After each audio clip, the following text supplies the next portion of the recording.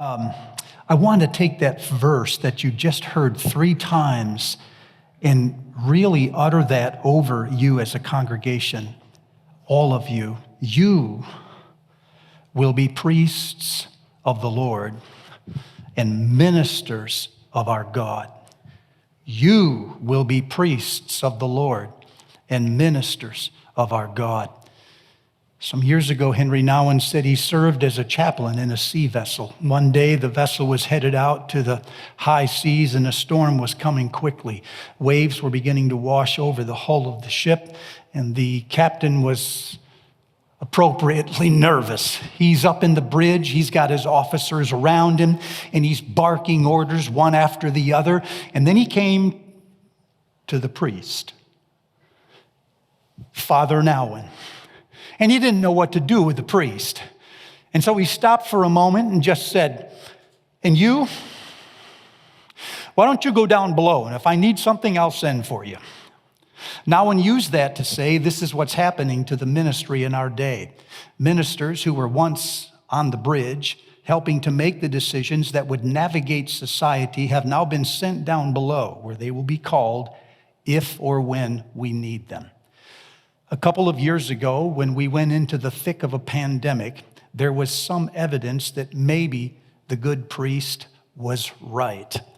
Governors from one part of the country to the other began to declare, not all of them, thankfully not our own, that religious assemblies were non-essential gatherings. Do you remember this? They divided gatherings into essential and non-essential.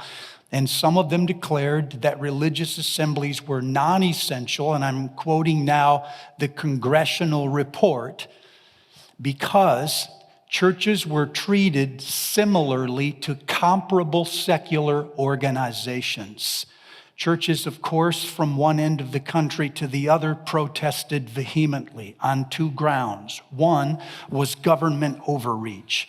We argued that the governor or the mayor does not have the authority to determine legally whether churches can gather or not. The other is we complained of an inconsistency that had gone rampant. Some organizations or some places, like hair salons and tattoo parlors, were considered essential, while religious assemblies were not. In the city of Louisville, Kentucky, the mayor forbade even drive-in churches where members stayed in their cars, but at the same time allowed drive-through liquor stores. In the city of New York, the mayor forbade gathering in churches and in synagogues, but at the same time encouraged and even attended public gatherings in the form of protests in the streets. In most cases, when the church brought its argument to a higher court, believe this or not, the churches won the day. The higher courts, not the Supreme, but the federal courts upheld the case of churches. But here's the irony at that time. All the while we were arguing for the right to assemble, we were not arguing the premise, we were arguing the outcome. We were not arguing that our gatherings were essential, we were arguing that they were constitutional. We didn't argue you need us, we argued that's not fair. Which raises the question, if you win with the wrong argument, have you still won? Or have you won the argument and given up precious ground? At the end of the day, when the smoke cleared, the question lingers in the mind of the nation. Why do we need a priest on the bridge? What is the purpose of a holy man or a holy woman for the well-being of society? What is it that a religious assembly can do that no other entity in the nation can do for itself? About this time, I was having devotions in Exodus. I came across this passage in Exodus chapter 19. And when I saw it, I knew that it needed more time. This is Yahweh speaking to Moses just after they've come through the Red Sea. This is what you are to say to the descendants of Jacob, to the people of Israel. You yourselves have seen what I did to Egypt and how I carried you on eagle's wings and brought you to myself. Now, if you obey me fully and keep my covenant, then out of all nations you will be my treasured possession. Word literally means my private collection. You will be my private collection. Although the whole earth is mine, you will be for me a kingdom of priests and a holy nation. These are the words you must speak to the Israelites. And when I read it, a few things immediately jumped into my mind, and you can see why it needed more time. First, this is God speaking to Israel, calling her a kingdom, and she's not yet even a nation. She has no land. She has no government. She has no king. She has no laws. She has no constitution. All of that will come later. But here is God at the seminal stage of Israel's life declaring that she will be a kingdom. Not only that, he is rooting her kingdom in her function, not in her territory. He is not saying you will be a kingdom and this will be your land. He is saying you will be a kingdom of priests and you will live and serve as a priest to the world, the way that a priest serves his parish. Because after all, Israel, the world is my parish and every parish needs a priest. This is God making a declarative statement. He's not asking Israel to think about it, pray about it, and if you feel so moved, then maybe you'll step up into the priesthood. No, he is declaring this fiat because God can over an entire nation before it's a nation. Anyone who will be in this community of people will be to the world what a priest is to their parish. And he's saying this over the entire nation. Even though people live in different places, they have different jobs, different roles. Some of them are educated, some of them barely educated at all. God is making a blanket statement over everyone in Israel and says, this world needs a priest, and you will be for me their priest. Wow.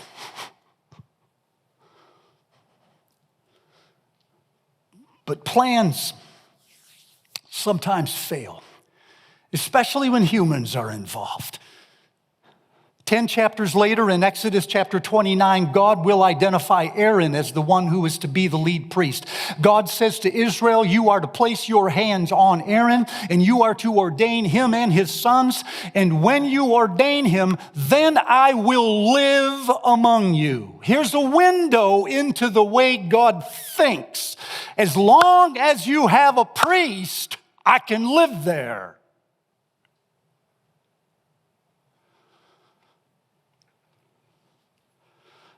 I will take up residence in the life of a priest.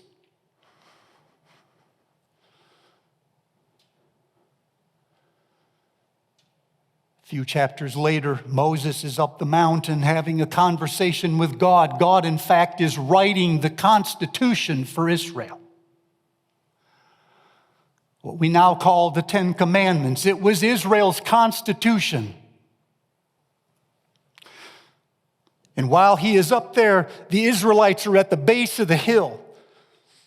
And they start to get restless as would-be priests like to do. And they turn to Aaron and they say, we need something to worship here. And Aaron says, take your jewelry, melt it down, and we will make a calf like the ones the Egyptians used to worship. And we will gather around that calf and we will worship. And this is what they do. And God looks down and he is livid. You can see why. Because he has identified Aaron to be the lead priest over a nation of priests. And now the lead priest is leading the other priests in idolatry. Moses comes down the mountain carrying the Constitution in 2 stone tablets. He looks down the base of the mountain, and when he sees it, he takes his tablets and he smashes the Constitution in front of the people as if to say, the deal is off. God calls Moses back up the mountain and reiterates, the deal is off. You tell those people that they are to go forward into the land I told you to go, but I myself will not go. Why? Because if I go, I might kill them for this. I am so hurt. Moses starts to negotiate with God up on the mountain by himself while Israel is still down frolicking. And this is the first time in the whole Bible where we get a window into the kind of work priests do. There, in a private conversation with Yahweh, Moses begins to negotiate a better deal for Israel. And Israel has no idea this is going on. They will never thank him for this because they did not know it. And Moses says to Yahweh, if you do not go with us, don't send us up from here. What will separate us from all other nations in the earth if you don't go with us?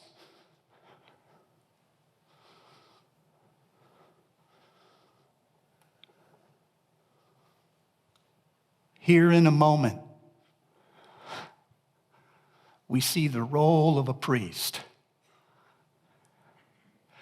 They step into that gap between God and the public.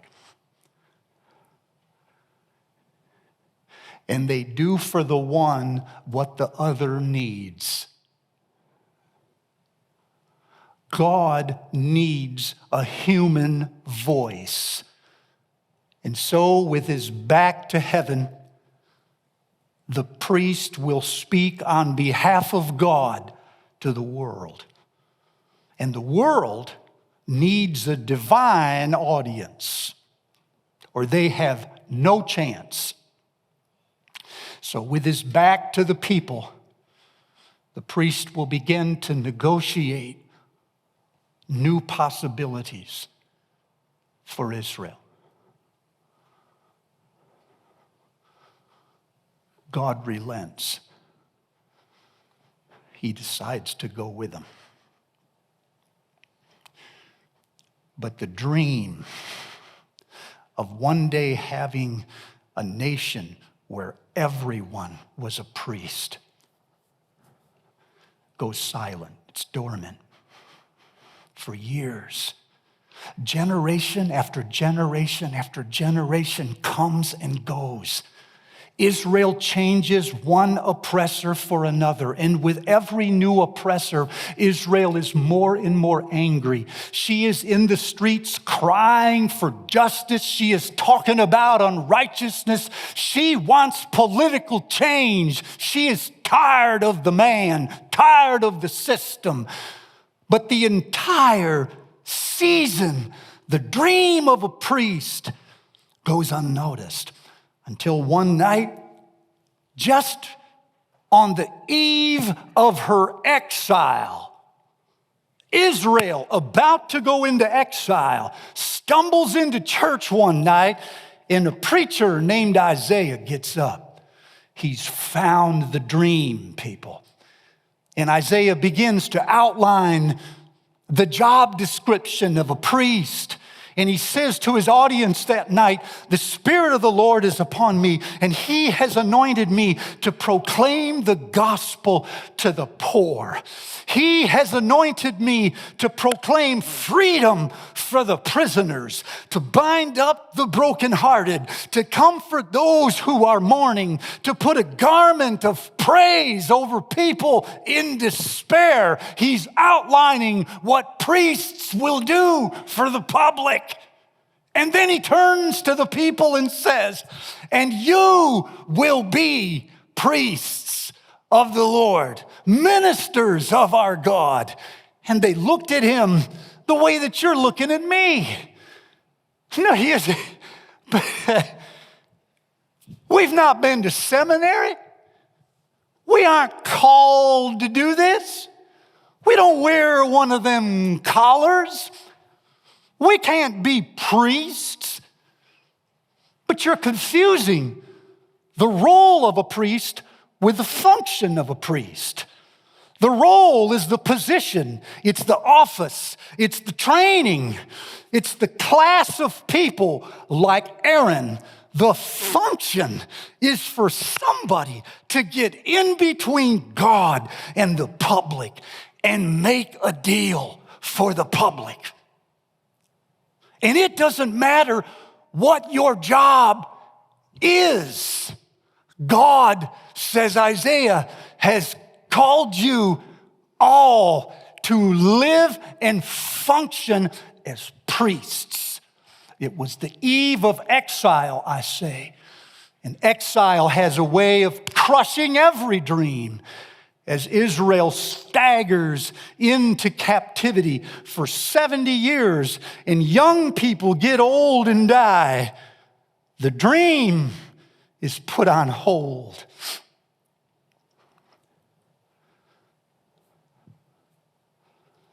Seven centuries later, when everybody who had forgotten it was off pursuing things that were more important to them, Jesus came and founded a church.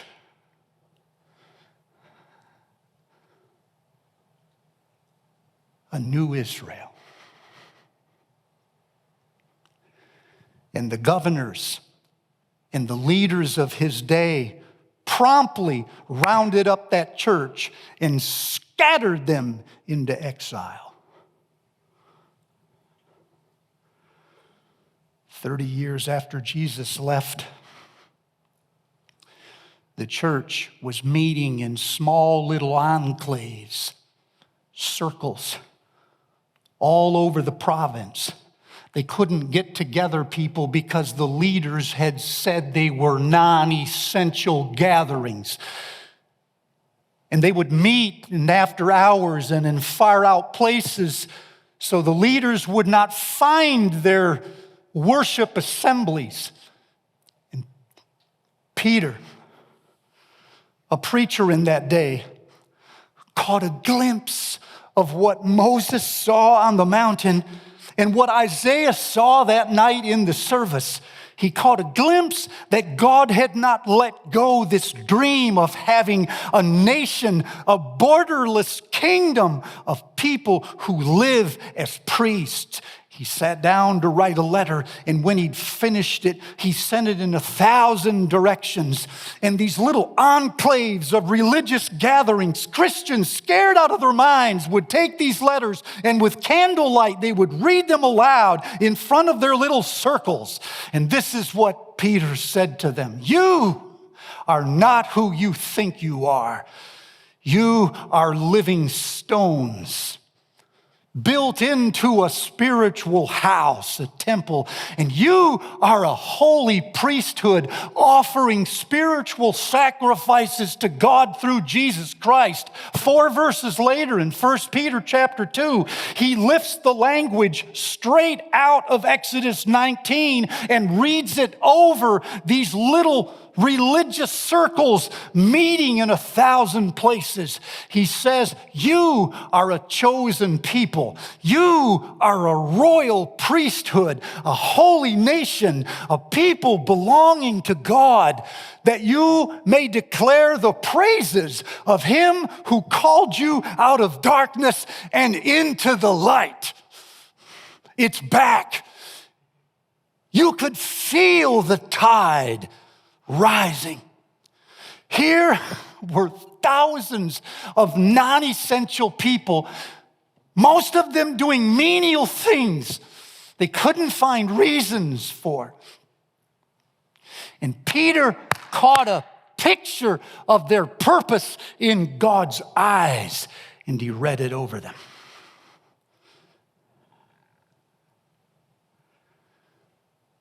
And they straightened up. It doesn't end there. Just as Peter sat writing that letter, looking behind him at the words of Moses in Exodus, he looked ahead of him and saw the words of John writing in the book of Revelation. For there in Revelation chapter 5, while John was trapped on the island of Patmos, he saw the heavens over his head open like a scroll. And everything he saw, he wrote down. And there in Revelation chapter 5, this is what he said. And I saw one seated on a throne, holding a scroll that no one could open. And then I turned, said John, and I saw a lamb looking as if it had been slain, standing in the midst of the throne. And he went over and he took the scroll from the one seated on the throne, and he opened it and he started to read. And when the Lamb opened the scroll, everyone who was seated around the throne fell on their faces, and they began to sing a song to the Lamb, saying, "Worthy are you, the Lamb who was slain, for you purchased for God people from every tribe, nation, people, and tongue." Wait for it. "And you have made these people, all of them, to be a kingdom and priests."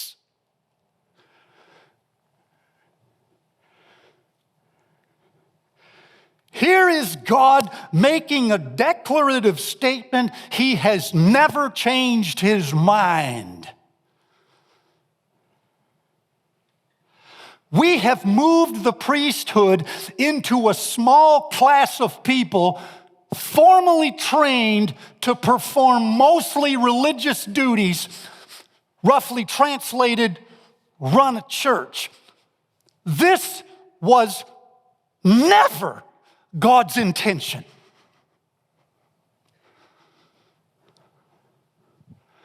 From Exodus to Revelation, it's there.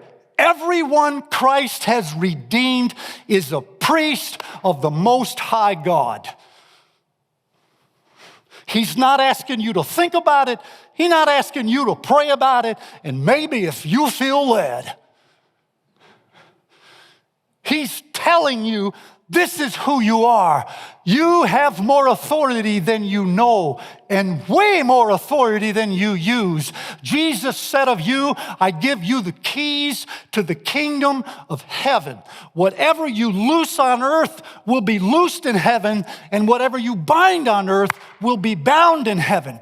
John chapter 20, he breathed on us the Holy Spirit and said, "Whatever you forgive is forgiven." You have incredible authority. Live up to it, church.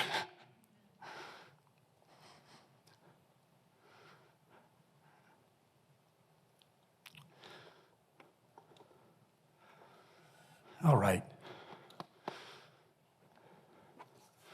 Can I plead my case?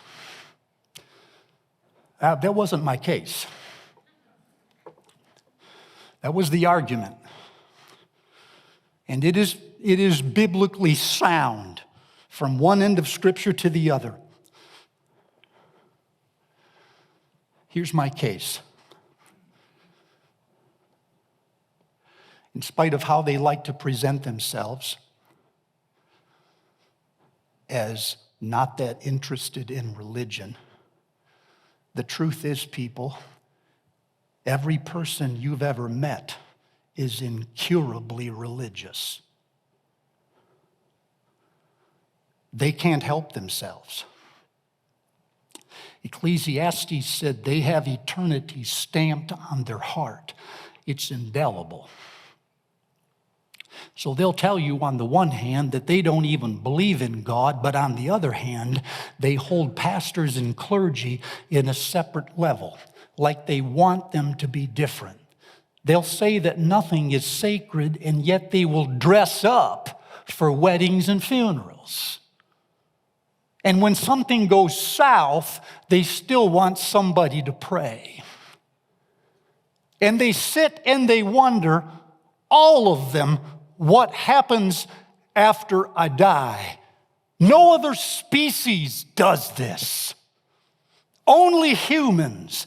And the fact that you're asking the question ought to tell you something about you. Even when you deny it, you are incurably religious.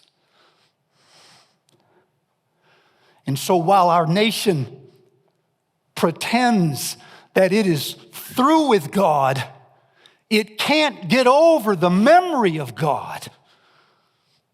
So we live in a time of moral confusion where people still need God, but they don't believe in Him anymore until something happens. And then they will come and ask somebody they know to pray to an unknown God. Maybe you know Him. I don't. But I need every break I can get. Can you pray? They would turn to the churches, but most of them are not in churches anymore. Less than 20% in any state is physically in a church today. So they don't know any ministers and they don't know any priests. All they know is you.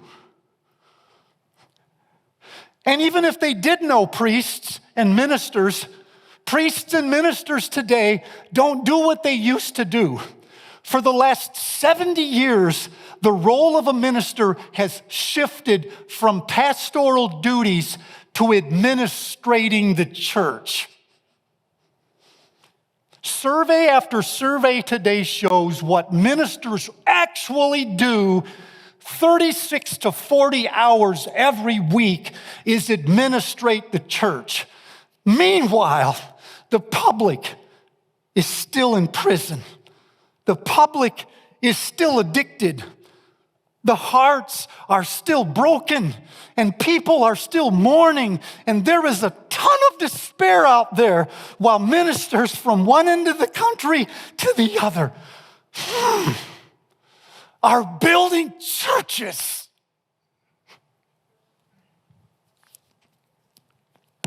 Jeez.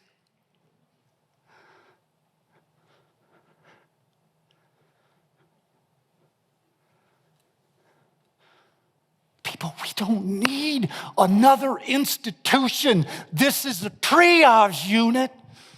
We need someone who knows how to speak life to people trapped in addictive styles. Someone who will listen to a broken heart instead of refer them to, oh, wait for it, a professional.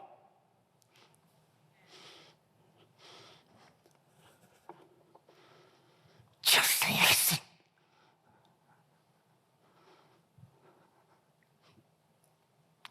You'd be surprised what you don't have to know if you listen. So rather than tell you what priests do, let me tell you when somebody needs one. They still need somebody to pray. Most people don't think much about God, so they think God doesn't think much about them. They are wrong. And then something happens, and they don't know how to get hold of God. They don't even know a preacher or a priest, but they know you because you work with them. They'll come to you, and they'll say, well, maybe would you pray? Pray. Don't send them one of these praying for you thing. Pray. Articulate in front of them your desires for their life in front of God. Then, when you leave them, get up that mountain when they're not in the room and make a deal on their behalf. They will not thank you. They don't even know you're doing it. But they have no chance if you don't. Say they don't believe that. So?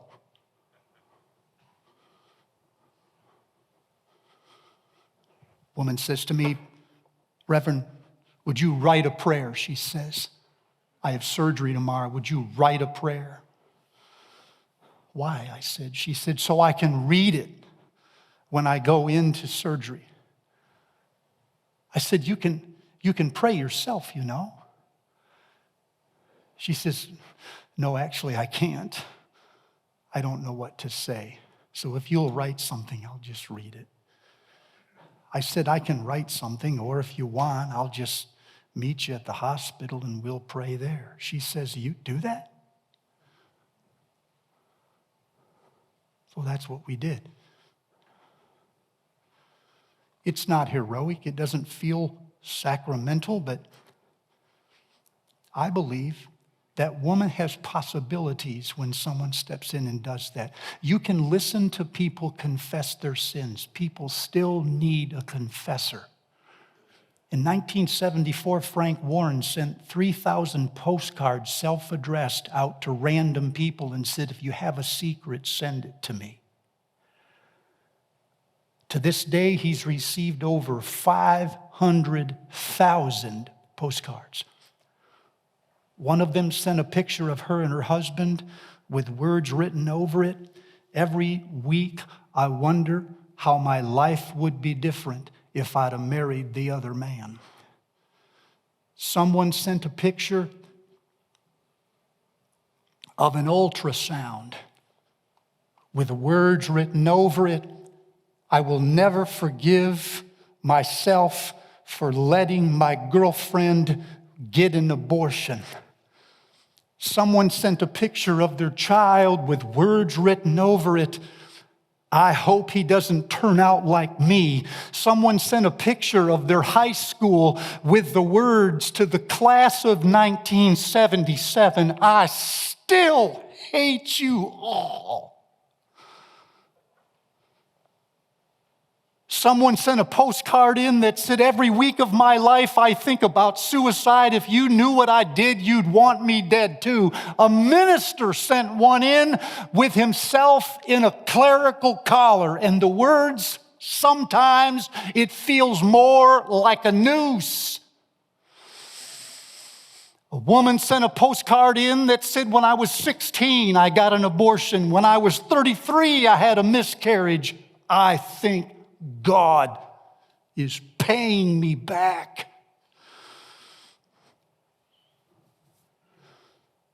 We live in a society that has gone glib,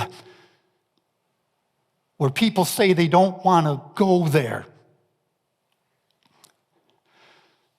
You live and work with people every day who need you to go there. And it is terribly inefficient.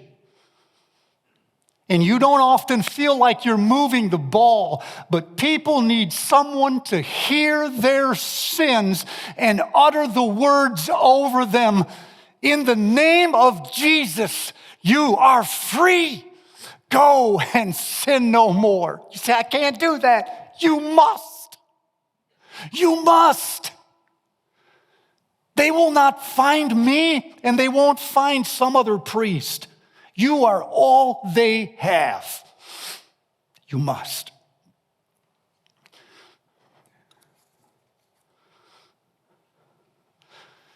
People need someone to help them sort life out. Too much of life falls between the answers. I was 25 years old. I finished the sermon that morning. A man met me at the door. He'd been coming 5 or 6 weeks, was dating a woman in our congregation. He said, "Reverend, if you have time, I need to take a drive. Will you go with me?" "Certainly," I said. 2 o'clock came. We got in the car and drove about 45 minutes to a different city outside of Detroit. On the way to wherever we were going, he told me the story of his marriage. My wife, he said, was a waitress in a local diner. One day a man came in to rob the diner. The police surrounded the place. There was a shootout through the windows. A stray bullet struck my wife, sent her into a coma. It was a head injury, he said. After several weeks of treatment, she came back and she was stable, and I thought she was going to walk out, he said. And then all of a sudden, an infection got in the brain. How does this happen? And we lost her. She went into a vegetative state, and she has been in that state for almost 5 years. Reverend, he said, you are not prepared for what you are going to see. By then, we went up on the 4th floor. I walked into this room, and there was his wife in a wheelchair, set with her head to the side in a stare out a window. If she blinked twice the entire time I was there. Completely unresponsive. He said she has been this way for almost 5 years. From what the physicians say, this could be 7 more. We just don't know. I muttered a prayer, got in the car, and we drove back toward the house.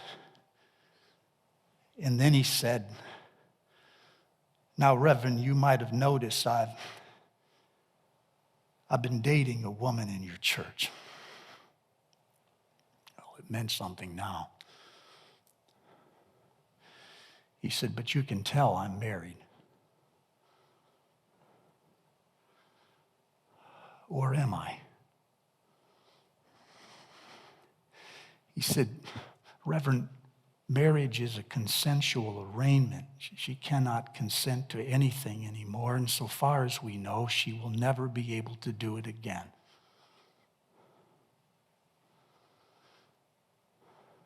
How do I honor the vows of this marriage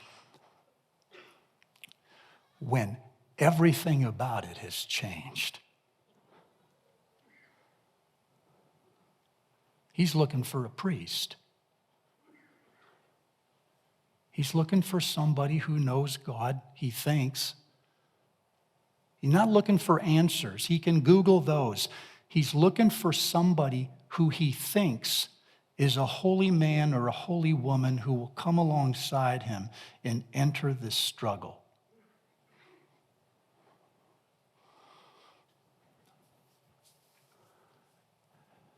And I think that is where most of the public is right now.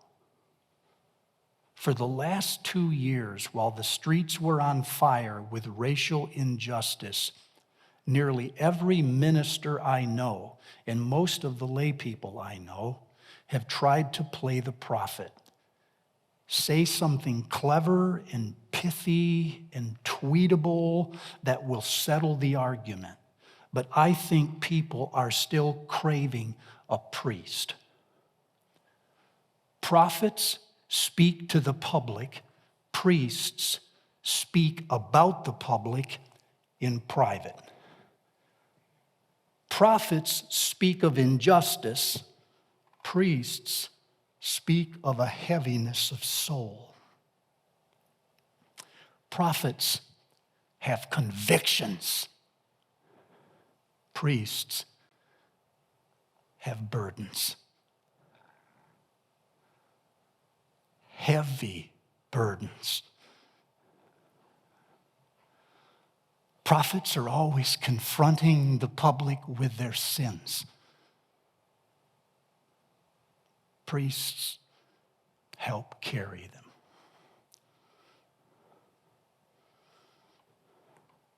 When I was a sophomore in college over at IWU, I was in trouble all the time. If you were in a position of authority, I was your thorn in the flesh. I hated authority, and I loved to argue. In my sophomore year, I was editor of the newspaper, and we had once again published a series of articles that had upset the administration, and so we were fighting again, me and the administration. And I went home at Thanksgiving for break, and when I got in the living room, my mom and dad were there, and they had already heard the news. Things are blowing up with Steve and Iwu.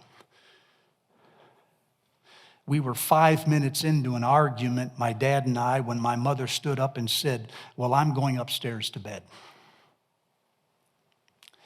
My dad stayed in the living room, and we went at it. When he felt something was wrong, he wasn't afraid to argue. And as a sophomore in college, I knew everything. And so I wasn't afraid to argue. And for more than an hour, we went at each other, conviction versus conviction, neither side relenting. And finally, he'd had enough. And my dad got up and said, "Well, I'm going upstairs." I said, "Good night." He went upstairs, and I never heard anything for 30 minutes. For 30 minutes, I sat in the living room by myself, looking at a wall. For 30 minutes, I sat there rehearsing these arguments, these deep convictions that were raging in my blood.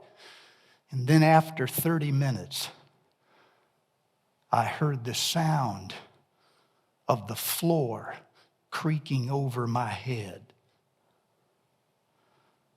And I heard the sound of two people getting up off of their knees. And they crawled into bed. And then it was silent again.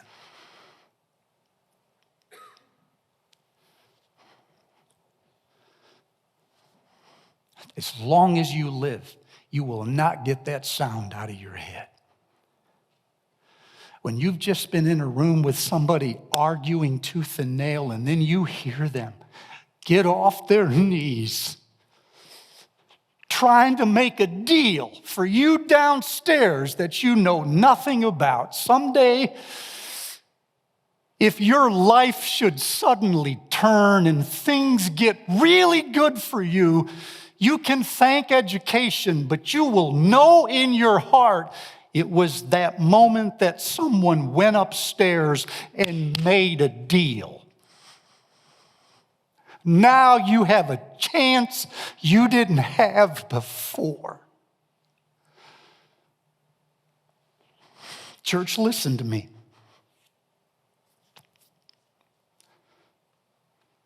We've been in the living room long enough, arguing with the public. It's time we went upstairs and got on our face before Almighty God and begged a deal for a public who cannot thank you. We have enough prophets. Dear God, give us a few priests.